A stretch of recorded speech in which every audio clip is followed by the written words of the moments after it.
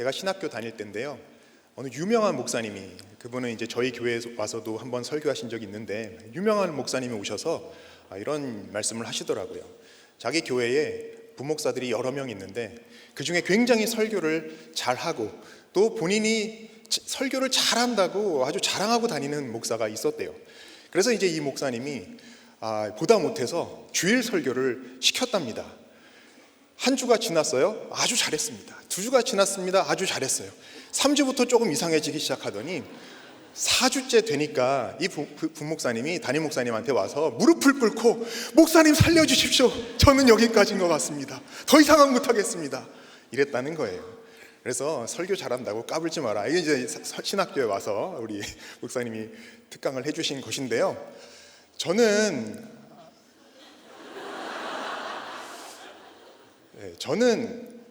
사실은 여러분께 해드릴 이야기는 참 많이 있습니다.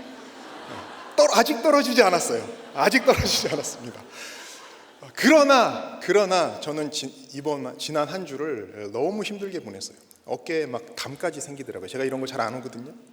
제가 고개를 지금 잘 못 돌리잖아요. 왜냐? 상처가 거의 없는, 상해 본 적이 없는 목사가 차라리 좀 상한 얼굴이었으면 제가 할 말이 많았겠는데, 안타깝게도 상한 심령이더라고요. 상한 심령에 대해서 여러분들과 말씀을 나눠야 되기 때문에 마음이 너무 눌리는 거예요. 이거는 히브리어 헬라어로 통하지가 않더라고요. 그래서 참 여러분들께서 이 상함이 거의 없는 목사가 상한 심령을 설교한다니까 너무 이제 지금 위로를 전해 주셔야 되는데, 이럴 때 우리 어떻게 하죠? 한번 큰 소리로 웃으면서 저에게 응원을 해 주시기 바랍니다.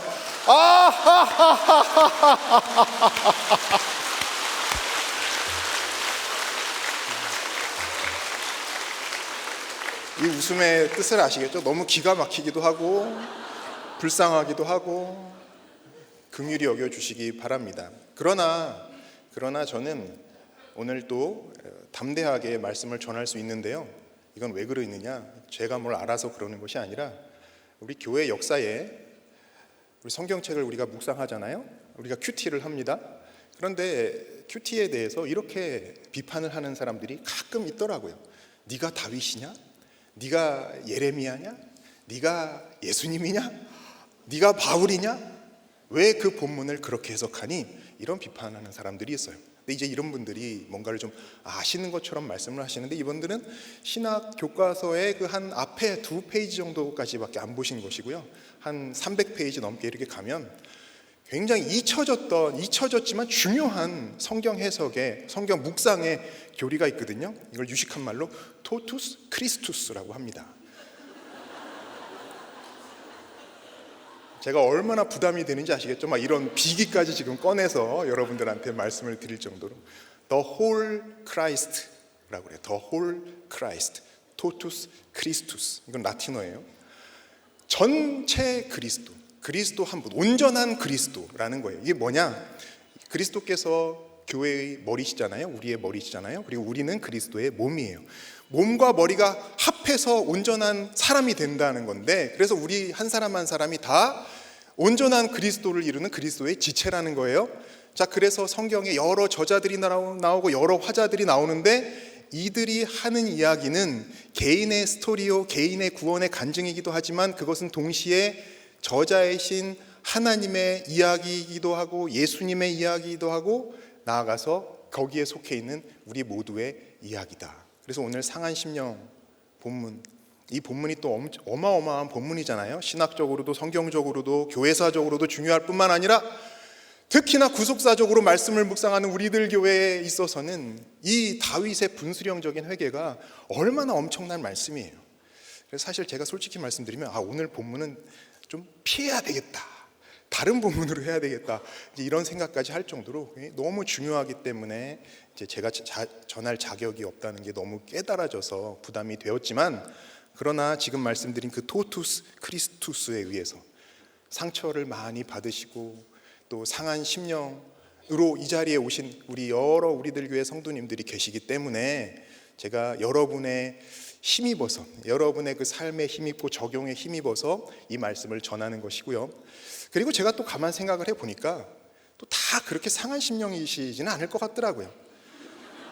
상하시다 마신 심령도 있을 것이고 안 상한 심령도 분명히 있으리라고 생각합니다. 그래서 그분들도 낙심하지 마시고 위축되지 마시고, 제가 여러분을 대변할 테니까 저와 더불어서 정말 아직 상함이 없는 이 인생에게도 하나님께서 똑같이 이 상한 심령에 관한 말씀을 주시고, 우리 한 사람 한 사람이 모두 다 상한 심령으로, 상처에서 벗어나서 상한 심령으로 거듭나게 하시는 오늘 말씀이 되기를 소망합니다.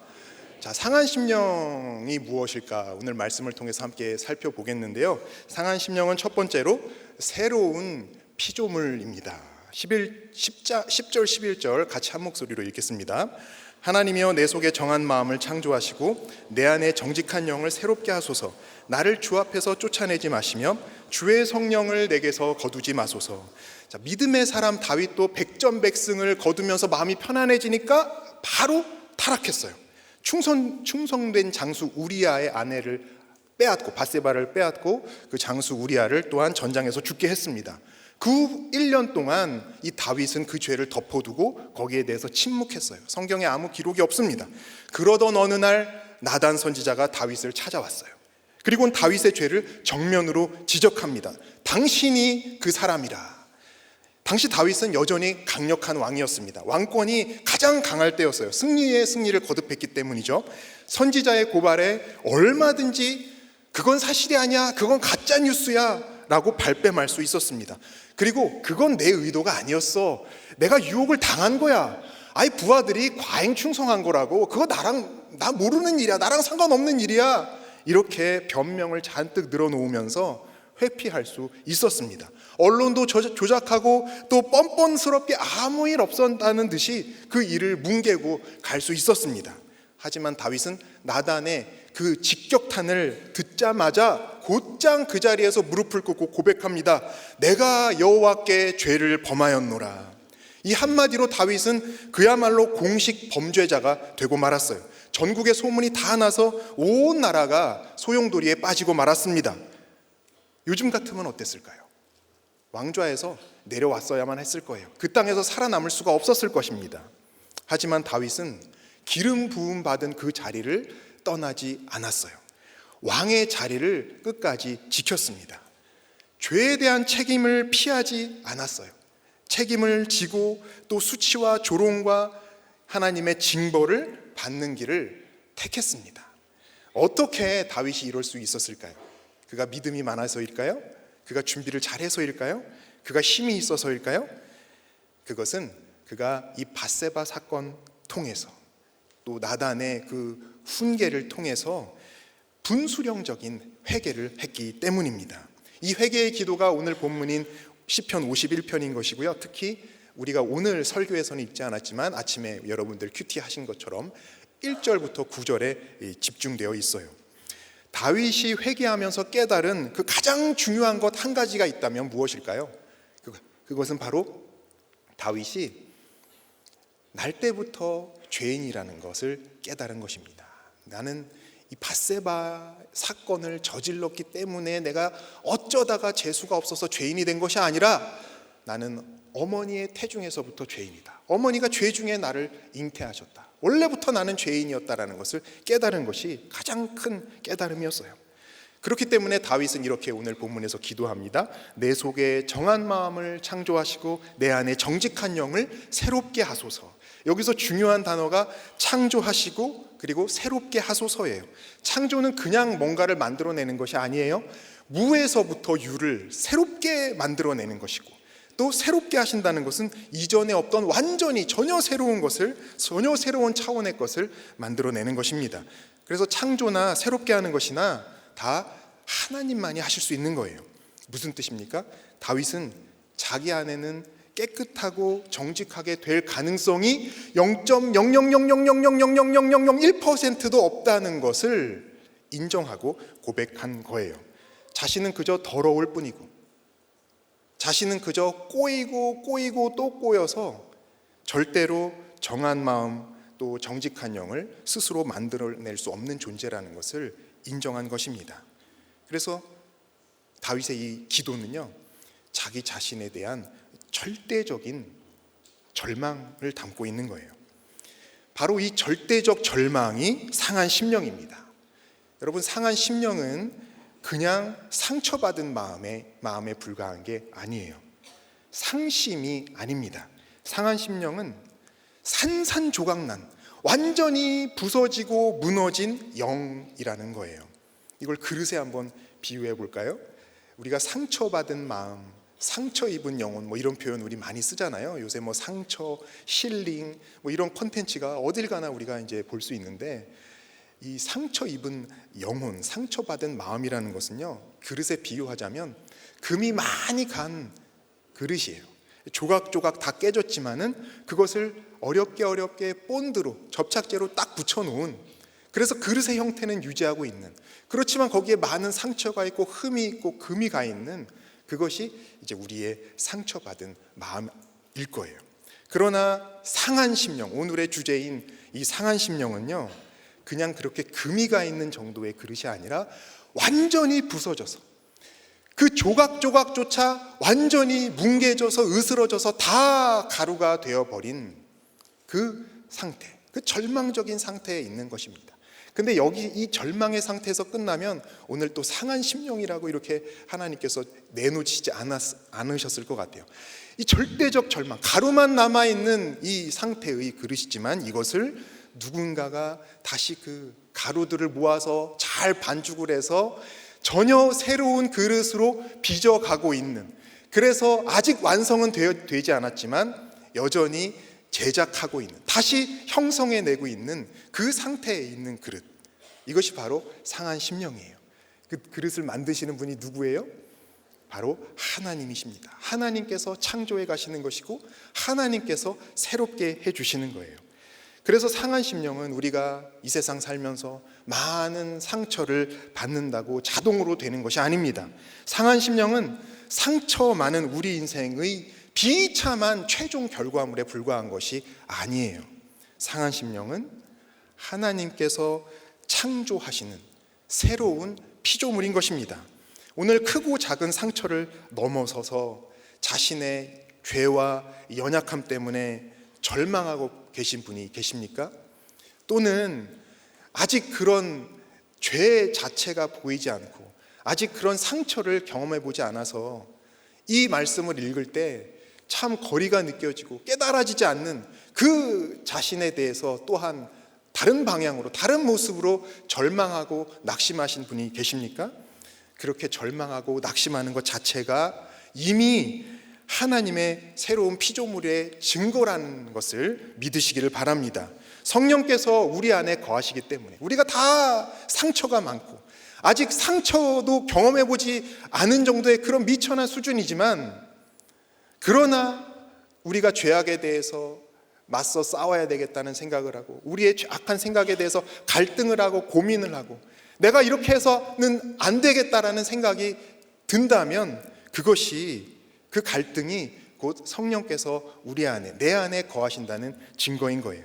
그래서 이제 우리는 상처와 갈등이 사라지게 해달라고, 저를 이 절망에서, 이 우울함에서, 이 문제에서 좀 제발 좀 건져 주시라고 이렇게 애원하기보다는, 그것도 이제 기도해야 되겠지만 거기에 머무르기보다는 오늘 이 성령을 거두지 마시기를, 성령 충만하게 해주시기를 기도해야 되겠습니다. 이 성령과 함께 내 자신에 대해서 절망하고 하나님께만, 그래서 하나님께만 소망을 두는 이 상한 심령으로 새롭게 창조되는 저와 여러분의 인생이 되시기를 축복합니다. 적용 질문이에요.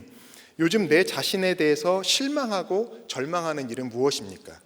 그것이 상처에 머물러서 자기 연민에 갇혀 있습니까? 아니면 상한 심령이 되어서 하나님께 나아가십니까? 새롭게 창조되어야 할 정한 마음, 깨끗한 마음, 그리고 정직한 영, 올곧은 마음, 바른 영, 이것은 무엇입니까? 한 청년은 회심 후에 자기가 가장 많이 회개하는 것이 그 죄가 음란이었다고 합니다. 혼전 순교를 지키지 못했을 뿐만 아니라 이 낙태까지 하는 큰 죄를 저질렀대요. 오히려 이 수술하러 들어갔는데 그 의사 선생님께서 이렇게 생명이 생긴 것은 엄청난 축복이니까 다시 한번 잘 생각해 보라고 이런 말씀을 하셨다는 거예요. 하지만 이 청년은 본인이 너무 깨어지고 무너진 가정에서 자랐기 때문에 한 가장이 될 용기가 도저히 없었답니다. 그래서 이제 낙태를 하고 말았어요. 게다가 미래를 위해서 열심히 준비하던 모든 것이 이 코로나 사태를 맞이해서 이 모든 게 다 막히자 정말 인생이 망한 것 같은 큰 좌절과 무력감에 빠졌습니다. 그래서 유서까지 다 써놓고서 이 죽지 못해 사는 인생을 살고 있던 그때에 예전에 들어두었던 우리 목사님의 설교가 생각이 났대요. 그래서 설교를 찾아 듣기 시작했고 그것이 계기가 되어서 다시 우리 공동체로 돌아왔습니다. 와서 이제 말씀을 듣고 예배를 드리고 목장에 나가고 양육을 받으면서 이 청년이 충격적인 깨달음을 얻었는데 그것은 바로 자기가 저질렀던 이 낙태가 태중에 이 점과 같이 오신 예수님을 죽인 죄라는 것이 깨달아졌다는 거예요. 그때부터 수개월 동안 이 청년의 눈에는 통회의 눈물이 마를 날이 없었습니다. 그런데 바로 이 절망 속에서 내가 이렇게 예수님을 죽인 죄인이라는 이 끔찍한 죄인이라는 이 절망 속에서 하나님의 재창조의 역사가 시작된 거예요. 공동체를 섬기는 것이 이제 가장 큰 기쁨이 되니까 술, 담배, 음란 이 모든 죄악들이 딱 끊어졌다고 합니다. 입에 달고 살던 불만과 이 원망과 불평과 이 욕이 그치고 오늘 본문처럼 이 찬양이 나오기 시작했대요. 그래서 지금은 이 청년이 잘 양육이 되어서 청년부 목자로 섬기면서 사명을 감당하고 있다고 합니다. 여러분, 이것이 바로 상한 심령이 새로운 피조물, 그러니까 상처만 입었던 그 마음이 하나님의 손에 붙들려서 상한 심령으로 새로운 피조물로 빚어져 가는 과정인 것입니다. 청년이 계속해서 잘 지어져 갈 수 있도록 여러분들이 또 기도로 응원해 주시면 감사하겠습니다. 상한 심령 첫 번째는요, 뭐라고 말씀드렸죠? 새로운 피조물이라고 그랬고요. 두 번째는 즐거운 사명자입니다. 12절 같이 한번 읽겠습니다. 주의 구원의 즐거움을 내게 회복시켜 주시고 자원하는 심령을 주사 나를 붙드소서. 이 땅에서 우리가 얻을 수 있는 것 중에 유일하게 영원한 것, 우리 죽음을 넘어서서 유지되는 것은 딱 하나 있어요. 구원입니다. 그래서 구원 때문에 즐거워하는 이 구원의 즐거움만이 영원히 이어지는 우리의 진정한 즐거움인 거예요. 하지만 이 즐거움을 모두가 누리는 것은 또 아닙니다. 구원을 받는 것도 은혜고 구원의 즐거움을 누리는 것도 또한 하나님의 은혜인 거예요. 구원의 즐거움도 하나님께서 우리 안에서 날마다 새롭게 해주시고 회복시켜 주셔야만 우리가 이어갈 수 있습니다. 그런데 여기서 다윗은 왜 이 구원의 즐거움을 회복시켜 주시기를 기도할까요? 다윗이 이미 택자잖아요. 다윗은 구원받은 사람이었어요. 그런데 깊은 죄 중에 빠져 있으니까, 범죄하니까 그 구원의 즐거움을 잃어버렸습니다. 여러분, 죄는 우리의 구원을 빼앗을 수 없어요. 그 어떤 것도 우리를 그리스도에게서 끊을 수 있는 것은 없습니다. 하지만 구원의 즐거움, 우리가 누리는 구원의 즐거움은요, 우리가 죄 가운데 있을 때는 전혀 느낄 수가 없는 거예요. 구원의 즐거움은 빼앗길 수 있는 거예요. 그렇기 때문에 우리가 나의 죄를 회개하고 주께 돌아올 때 우리는 비로소 구원의 즐거움을 회복할 수 있는 것입니다. 또 다윗은 나를 붙들어 주소서 이렇게 기도하는데요, 이것은 자신이 넘어질 수밖에 없는 존재이고 또 이미 죄 가운데 넘어져 있는 존재라는 것을 인정하는 것입니다. 자신에 대한 이 절대적인 절망을 다시 한번 고백하는 거예요. 그런데 다윗이 나를 어떻게 붙들어 주시기를 기도하나요? 자원하는 심령을 주사 붙들어 달라고 기도합니다. 여러분, 자원하는 심령이 무엇일까요? 강요나 계산으로 움직이는 그런 기계적인 심령이 아닙니다. 여러분, 우리는 많은 것들을 우리 스스로 판단해서 우리가 좋은 대로 자유롭게 선택해서 한다고 생각을 하면서 살아요. 그러나 가만 생각해 보십시오. 우리가 정말 자유롭게 선택하는 것인가? 그 중에서 절반 정도는 무서워서, 위협을 느껴서 선택하는 것이고, 또 그 중에 절반은 내 이익 때문에, 내가 이렇게 하면 뭔가 나한테 좋은 일이 생기니까 그걸 계산하면서 하는 것이란 말이죠. 이건 다 자유롭게 느끼지만은, 그렇게 생각하지만 실제로는 조건적인 것이고 노예적인 선택입니다. 그런데 오늘 말씀하는 이 자원하는 심령은요, 정말로 자유롭게 순종하는 심령이에요. 순종의 이유가 바깥에 있는 것이 아니라 내 안에 있는 것입니다. 그저 자기가 좋아서 하는 거예요. 여러분, 우리가 예수를 믿잖아요. 예수를 왜 믿습니까? 오늘 여러분 이 자리에 나와서 이 주일에, 이 휴일에 예배의 자리에 나와서 예배 드리고 계시잖아요. 왜 이 자리에 나와서 이 귀한 시간에 하나님 앞에 예배하고 계십니까? 왜 우리가 하루를 시작하면서 그 바쁜 시간에 그래도 큐티책 펴서 그 한 절이라도 주님의 말씀을 묵상하시나요? 왜 하나님께서 우리에게 하신 그 말씀에 순종하는 그 수고를 하시나요? 여러 가지로 생각하고 나름 이유가 다 있겠지만 깊이 들어가 보면 그것은 사실은 이유가 다른 데 있는 게 아니에요. 하나님은 왜 우리를 사랑하실까? 그것도 이유가 다른 데 있는 게 아닙니다. 사랑은, 진정한 사랑은요, 바깥에 이유가 있는 것이 아니에요. 그래서 오늘 자원하는 심령을 한마디로 하면 이것은 사랑입니다. 우리는 사랑을 할 수도 만들 수도 지을 수도 없는 존재입니다. 하지만 로마서 5장 5절 말씀처럼 하나님께서 사랑을 할 수도 지을 수도 만들 수도 없는 우리에게 성령으로 말미암아 하나님의 사랑을 부어주시는 줄 믿습니다. 따라서 우리 마음에 하나님의 사랑이 조금이라도 남아있다면, 하나님을 사랑하는 마음, 하나님께 예배하고 싶은 마음이 조금이라도 남아있다면, 또는 그런 부담이 조금이라도 남아있다면 그것은 곧 하나님께서 우리에게 자원하는 심령, 이 하나님의 사랑을 주시고 계신 것이고요, 그걸 통해서 우리의 넘어질 수밖에 없는 삶, 또는 이미 넘어져 있는 삶을 붙들고 계시는 것인 줄 믿습니다. 이렇게 주님께서 붙들어 주시는 사람, 넘어지지 않도록 붙들어 주시는 사람은 어떻게 살아가게 됩니까? 13절 15절 우리 한 목소리로 읽겠습니다. 그리하면 내가 범죄자에게 주의 도를 가르치리니 죄인들이 주께 돌아오리이다. 하나님이여, 나의 구원의 하나님이여, 피 흘린 죄에서 나를 건지소서. 내 혀가 주의 의를 높이 노래하리이다.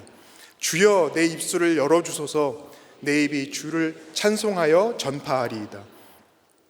다윗은 그리하면이라고 말해요. 구원의 즐거움이 회복되고 하나님의 사랑을 우리에게 주사 우리를 붙들어 주시면 자연스럽게 우리에게서 흘러나오는 적용이 있다는 것입니다. 그것은 바로 복음을 전하는 사명자의 삶이에요. 여러분, 복음 전하는 것은 구원의 조건이 아닙니다. 구원의 결과예요. 주님께서 나를 구원해 주셨기 때문에 내가 이 복음을 전하지 않고서는 견딜 수가 없게 되는 것입니다. 게다가 다윗은 누구보다 분명히 알죠. 자신이 죄인이요, 범죄자 중에서도 가장 흉악한 범죄자라는 것을 잘 압니다. 그런데도 하나님께서 나 같은 죄인을 용서해 주시고 새롭게 빚어가고 계시다는 것도 깨달았어요.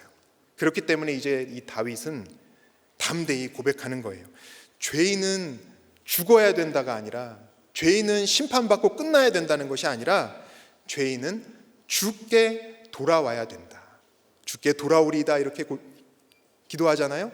죄인은 주께 돌아와야 된다, 이렇게 담대히 고백하는 거예요. 이 은혜의 확신이 있기 때문에 우리는 지금 내 삶에, 내가 살고 있는 환경에, 상황에 즐거워할 만한 아무 그 어떤 것이 없다 할지라도 이 은혜의 즐거움 때문에, 이 구원의 즐거움 때문에 우리는 즐겁게 사명을 감당할 수 있는 것입니다. 억지로 하는 척하는 것이 아니라 감사와 기쁨으로, 또 자유롭게 자원하는 심령으로, 나에겐 아무 이유가 없지만은 하나님께서 주신 이 마음을 가지고 하나님을 찬송하면서 순종할 수 있는 거예요. 복음을 전파할 수 있는 것입니다. 그래서 여러분, 역설적이게도 이 상한 심령, 많은 상처를 입다 못해 이제 가루가 되어서 내 자신에 대해서는 절망밖에 할 게 없는 이 상한 심령은 역설적이게도 즐거운 사명자입니다. 죄사함을 받아 구원받으니 즐겁고, 이 연약한 인생, 상한 심령에게 하나님의 일을 할 수 있는 사명을 맡겨주시니 그 또한 즐겁고, 찬송할 수 없고 불평과 욕밖에 할 게 없는 이 입술을 열어서 찬송을 넣어주시고 전할 말씀을 넣어주시니 즐거운 것입니다. 이것은 세상에서 얻을 수 있는 즐거움이 아니에요. 천국의 즐거움인 것입니다. 영혼을 섬기는 이 사명의 현장에서, 우리 교회에서, 여러분 가정에서, 또 목장에서, 여러분들이 말씀 들고 적용하는 그 모든 장소에서 하나님께서 우리에게 누리게 해주시는 진정한 즐거움인 거예요. 그러므로 오늘 우리도 각자의 자리에서 즐거운 사명자로 굳게 서서, 너무 상처가 많고 아픔이 많고 괴로움이 많고 슬퍼할 게 많지만 상처 입은 마음, 상처 입은 영혼으로 내버려 두시지 않고 상한 심령으로 빚어가시는 그 하나님께 소망을 두고 즐거운 사명자로 굳게 서서 많은 사람들을 주께로 돌아오게 하시기를 소망합니다. 적용 질문이에요. 노예처럼 억지로 하는 일은 무엇인가요? 내 이익을 위해서 계산해서 하는 일은 무엇입니까? 주님이 내게 맡기신 구원의 사명은 무엇입니까? 지금 그것을 자원하여 즐겁게 감당하고 계십니까? 파킨슨 병을 앓고 계신 우리 한 성도님께서 이번에 TT를 가셨어요. 그래서 간증 시간에 자기의 병을 다 솔직하게 나누셨습니다. 그러자 다음날 목장 실습에서 만난 그곳 성도님들이 본인들의 마음도 열기 시작했습니다. 각자 아픈 자녀와 또 일찍 떠나보낸 가족 이야기 등 솔직한 얘기를 나눔을 다 하셨어요.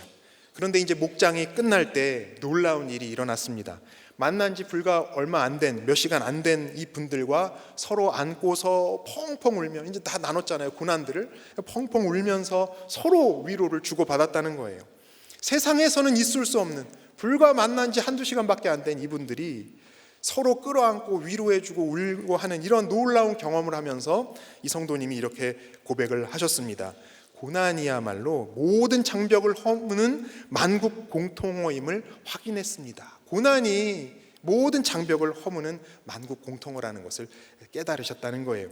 이렇게 구원의 이야기로 하나가 되는, 만나본 적도 없고 서로 공통점이 하나도 없는 그 다른 인생들이 오직 구원의 이야기로, 말씀으로 하나가 되는 것이 천국의 즐거움을 우리가 이 땅에서 미리 맛보는 것 아니겠습니까? 우리가 목장에서 매주 느끼는, 누리는 그 즐거움 아니겠어요? 우리가 예배 때마다 하나님으로부터 공급받는 즐거움 아니겠습니까? 앞으로도 이 성도님 건강을 붙들어 주셔서 주신 사명을 끝까지 감당하시기를 바랍니다. 상한 심령 첫 번째는 뭐였죠? 새로운 피조물이고요. 두 번째는 즐거운 사명자고, 세 번째는 하나님의 제사입니다. 16절 같이 읽겠습니다. 주께서는 제사를 기뻐하지 아니하시나니 그렇지 아니하면 내가 드렸을 것이라. 주는 번제를 기뻐하지 아니하시나이다. 여러분, 제사는 예배죠. 하나님이 그렇다면 이 구절의 뜻이 하나님이 예배를 기뻐하지 않으신다는 뜻인가? 그건 아니에요. 하나님께서 기뻐하지 않으시는 것은 예배가 아니라 형식적인 예배, 가짜 예배, 거짓 예배입니다. 자, 그렇다면 진짜 예배, 하나님이 기뻐하시는 진짜 예배는 무엇일까요? 17절 같이 읽겠습니다. 하나님께서 구하시는 제사는 상한 심령이라. 하나님이여 상하고 통회하는 마음을 주께서 멸시하지 아니하시리이다. 여기서 하나님께서 구하시는 제사, 이것을 원어를 그대로 번역을 하면 그냥 하나님의 제사예요. 하나님께서 구하시고 하나님께서 찾으시고 기대하시고 좋아하시는 제사일 뿐만 아니라 하나님께서 직접 준비해서 드리는 제사. 그러니까 제사 중에 제사요, 예배 중에 예배요, 최고의 예배라는 뜻입니다. 그런데 여러분 생각해 보세요. 하나님께서 도대체 무엇이 부족하셔서, 무엇이 더 필요하셔서 이 세상을 창조하시고 우리에게 예배를 요구하시겠어요? 그렇지 않아요? 아무것도 필요하지 않으신 하나님께서 우리에게 왜 제사를 바라시고 구하시겠느냐, 이 말이에요. 왜 아무것도 필요하지 않은 하나님께서 굳이 저와 여러분들을 이 땅에 만들어 두시고 우리 때문에 근심하시고 마음 아파하시고 걱정하시고 우리를 구원하시기 위해서 그 수고를 다 감당하시겠습니까? 그건 정말 이유가 없는 일이에요. 그건 오직 하나님의 기쁨이기 때문이에요. 하나님의 사랑이기 때문이에요. 우리와 함께 하시기를 너무도 기뻐하시고 우리를 너무 사랑하시는 하나님이시기 때문에 아무 필요가 없음에도 불구하고 우리를 만드셔서 구원해 가시는 것입니다. 그러나 우리는 하나님의 이런 마음을 아는지 모르는지 하나님을 멀리 떠났습니다. 하나님을 버리고 말았어요. 이것을 보시는 하나님의 마음이 어땠을까요? 여러분, 우리는 짝사랑을 하지만 받아주지 않는 상대를 향해서 또 얼마나 마음이 아파해요. 나는 자식을 너무 사랑하는데 자식이 그 마음 몰라주고 나를 떠나고 나를 미워하면 얼마나 마음이 아픕니까? 하나님은 우리를 이처럼 사랑하시는데 우리가 하나님을 버리니 하나님 마음이 얼마나 아프셨겠어요. 에스겔 6장 9절에 보니까 우리가 우상을 섬겨서 주님을 근심하게 했다고 말씀하십니다. 그런데 이 근심하게 했다를 언어를 또 그대로 번역하면 이것은 다른 게 아니라 상하게 했다는 거예요. 상한 심령과 똑같은 단어입니다. 하나님이 우리 때문에 무너지셨다는 거예요. 하나님의 영이 부서지셨다는 것입니다. 하나님께서 상한 심령이 되셨다는 거예요.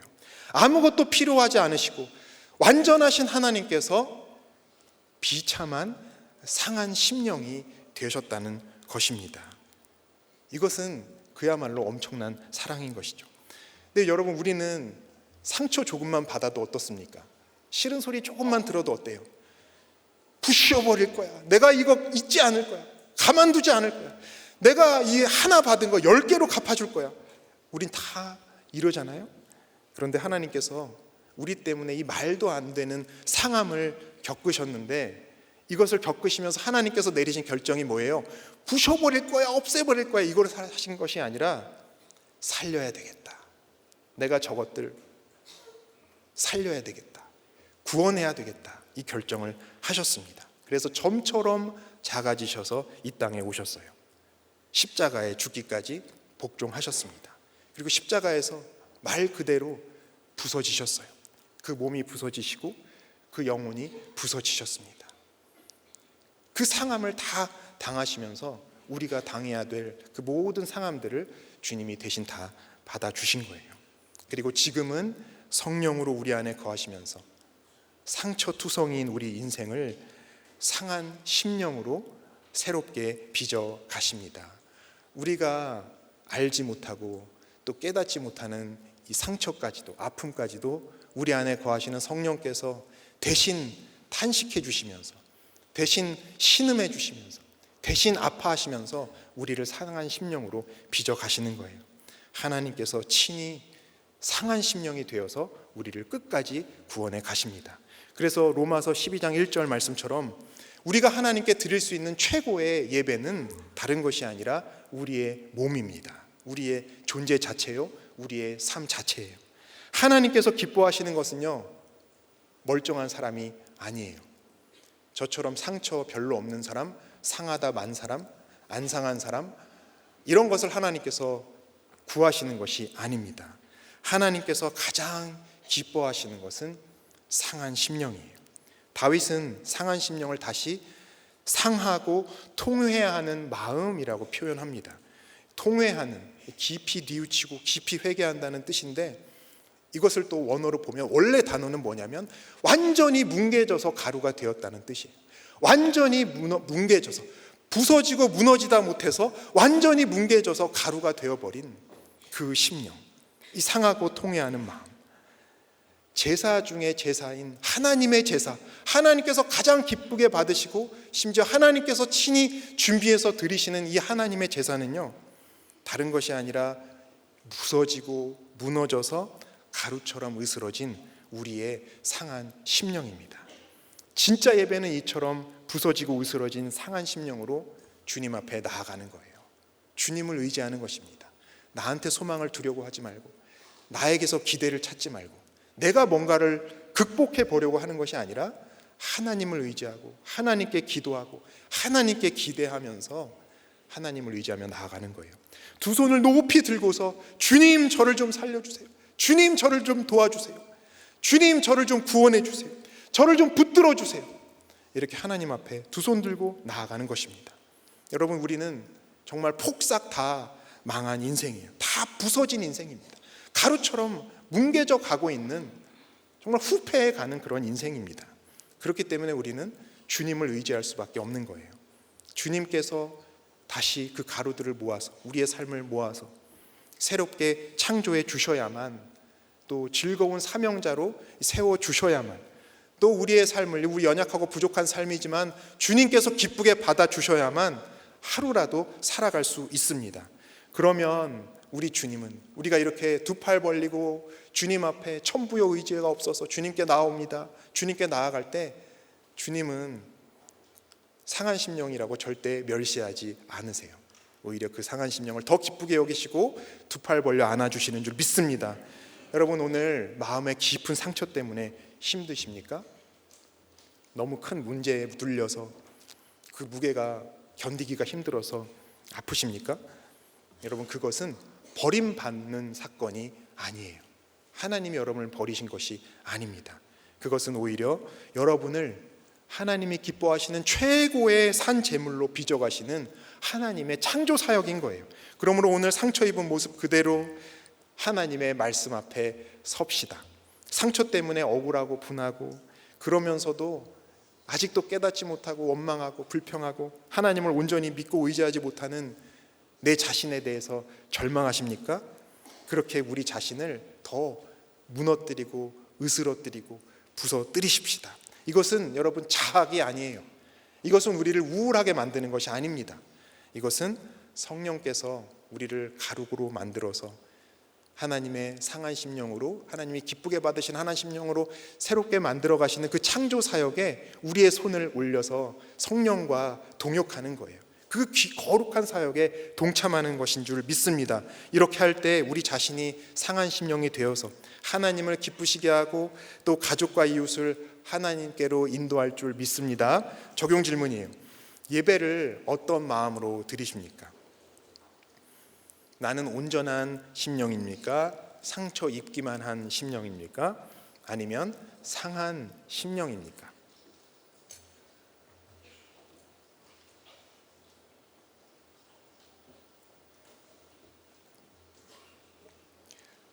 한 성도님은 아주 어려운 가정에서 자랐습니다.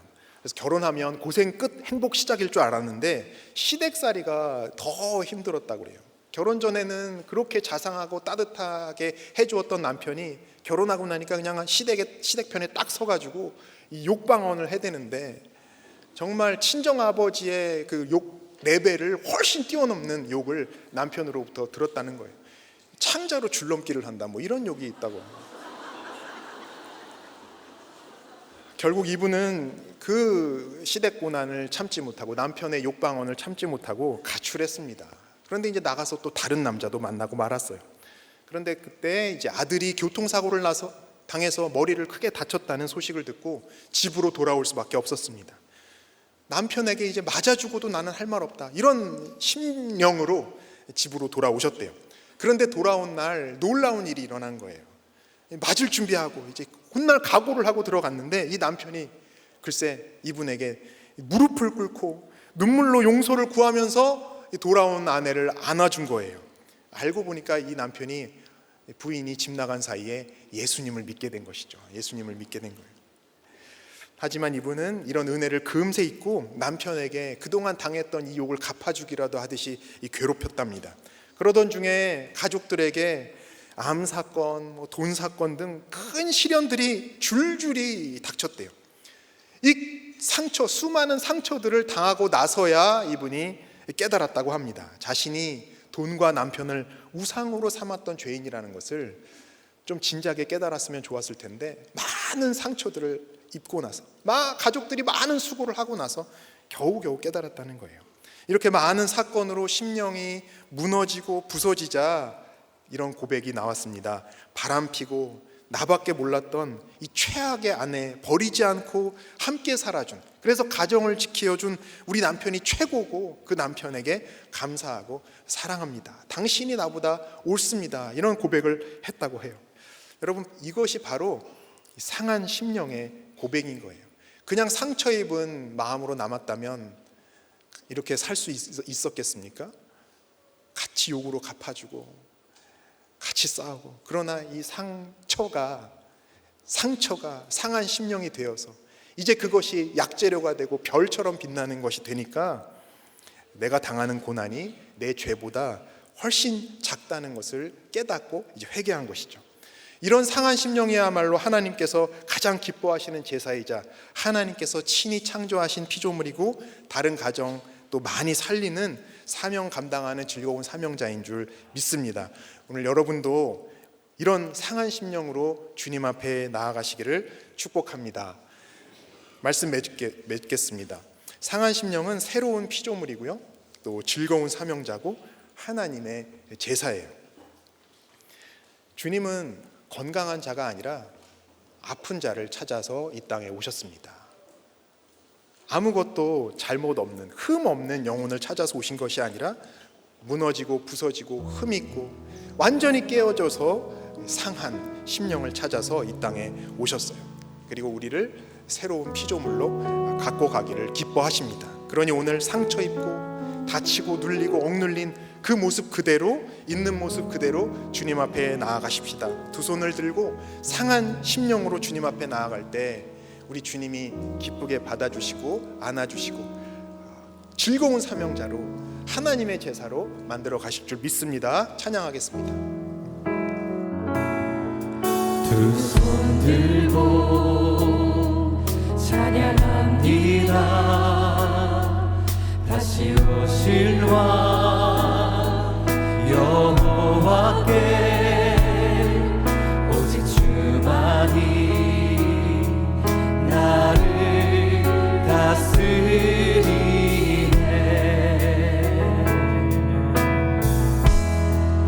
나 주님만을 섬기리. 헛된 마음 버리고 성령이여 내 영혼 충만하게 하소서. 주님 앞에 내 생명 드리리라. 자원하는 심정 가지고 나 주님만을 섬기리.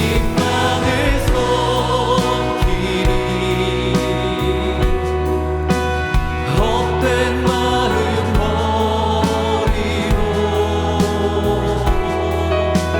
성령이여 내 영혼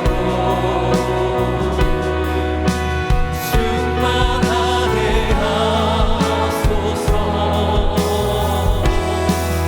주님 앞에 내 생명 드리리라.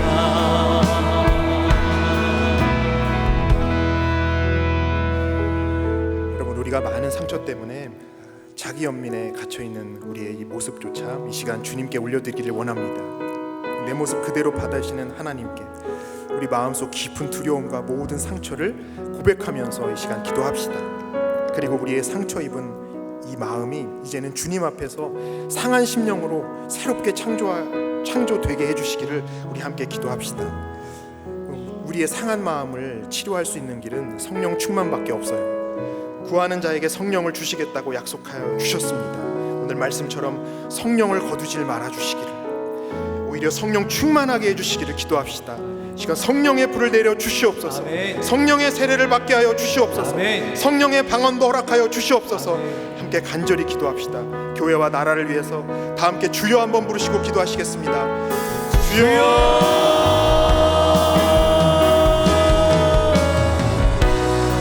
하나님, 나의 상처가 상한 심령이 되어 나를 새롭게 창조하시는 주님의 창조의 은혜를 경험하는 은혜를 누리기를 원합니다.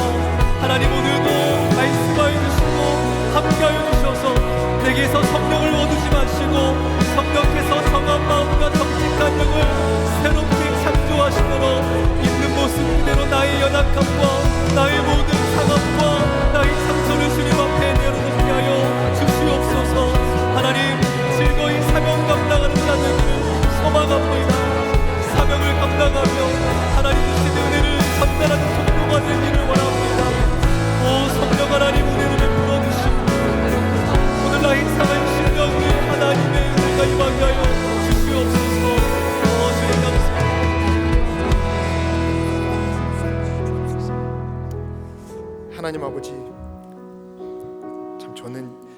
죄인이라는 것도 모르는 정말 끔찍한 죄인입니다.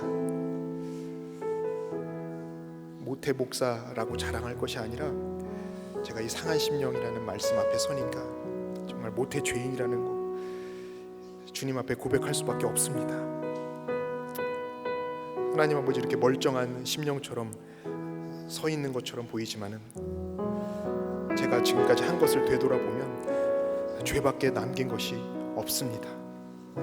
이렇게 아는 척하고 뭔가 가르치는 것처럼 말씀을 전하지만 제가 하나님 앞에 상한 심령으로 서 있는가, 제 자신에게 물어볼 때 하나님이 예 그렇습니다 라고 대답할 수가 없습니다.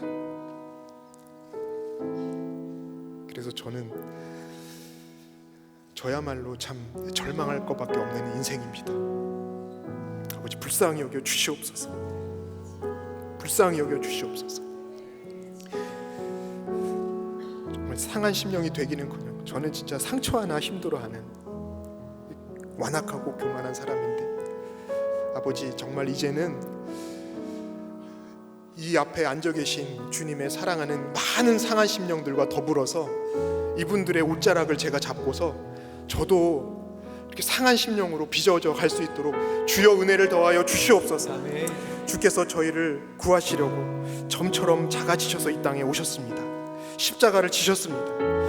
하지만 저는 제 앞에 있는 이 작은 시험도 견디지 못하고 또 마땅히 있어야 될 일로 받아내지 못한다는 것을 이 시간 동안 회개하오니 주여 용서하여 주시옵소서. 아멘. 이제 오늘 말씀에 순종하여서 멀쩡한 심령으로 안일하게 살기를 거절하고 이제 사명을 위해서 상한 심령 되기를 주님 앞에 소원하오니 아버지 하나님, 새로운 피조물로 지어주시고 아멘. 즐거운 사명자로 세워주시며 하나님의 제사로 받아 주시옵소서. 아멘. 이 시간 함께 기도하는 주의 모든 자녀들에게 같은 은혜를 부어 주시옵소서. 하나님 아버지, 저희가 상처가 너무도 많습니다. 상처가 깊어서 너무도 아프고 힘듭니다. 우리가 감당할 수가 없습니다. 주여 불쌍히 여겨 주시옵소서. 아멘. 살려 주시옵소서. 아멘. 주의 성령께서 충만하게 임하셔서 저희의 마음이 상처 입은 마음을 넘어서 상한 심령이 되게 하여 주시옵소서. 아멘. 그래서 이제는 주님께 기쁨이 되는 인생 되게 하여 주시옵소서. 아멘. 하나님 아버지, 국내외로 복음 전하러 나가는 우리 모든 TT 팀원들에게 주의 복을 내려 주셔서 주의 성령을 내려 주셔서 즐거운 사명자가 되어서 복음의 씨앗을 잘 뿌리고 열매를 거두게 하여 주시옵소서. 아멘. 하나님, 다음 주 광주 목회를 통해서 그 지역의 구속사의 복음이 흘러넘치게 하여 주시옵소서. 하나님, 우리 목사님 늘 강건하게 지켜주시고 말씀 전하시는 일, 결정하시는 일, 양육하시는 이 모든 일에 은혜를 내려 주시옵소서. 아멘. 하나님, 이 나라 불쌍히 여겨 주시옵소서. 아멘. 붙잡아 주시옵소서. 아멘. 군림하는 권세자가 아니라 하나님 앞에 상한 심령인 참된 지도자를 세워 주시옵소서. 아멘. 모든 악법을 막아주시고 생명을 지키는 법들이 제정될 수 있도록 인도하여 주시옵소서. 아멘. 하나님 아버지, 이 시간 저희를 상한 심령으로 빚어 기쁘게 받아주시는 주님의 은혜에 감사하여서 신앙 고백으로 드리는 저희의 예물을 연락하여 주시고 하나님께 드릴 것만 있고 사람들에게 줄 것만 있도록 저희의 건강과 가정과 공부와 직장과 사업과 또 사역과 프로젝트와 아이디어 위에 복을 내려 주시옵소서. 이 모든 말씀 주 예수 그리스도의 이름으로 기도하옵나이다. 아멘.